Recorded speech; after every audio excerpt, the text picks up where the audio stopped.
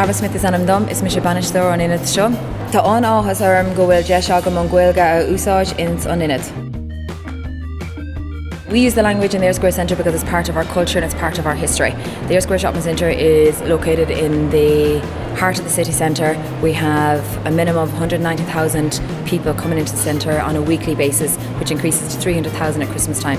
That includes a lot of locals and tourists. The tourists love to see the language and now hear the language. So we have integrated a lot of our bilingual signage into the centre, and now in our PA systems we have integrated the actual language itself, so it can be heard. The reaction we have received from our customers hearing the language itself has been amazing.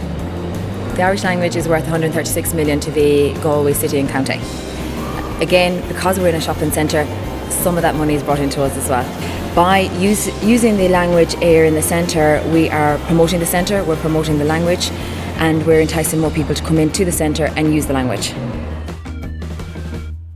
We have a lot of plans for the centre. The centre is actually undergoing redevelopment at the moment. So our main entrance at the Eyre Square side is being completely knocked and redeveloped into a 3-storey building with 7 new retail units.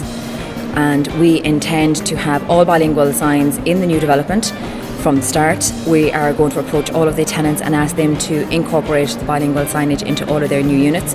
And we've incorporated a new area into the centre called Tiernan Og. It's a small stage area which has all bilingual signage for young children to use. And we intend to develop this area further in the future. We are also incorporating new bilingual signage at our customer service desk, and we're going to introduce our bilingual tenant newsletters. Gurmagov.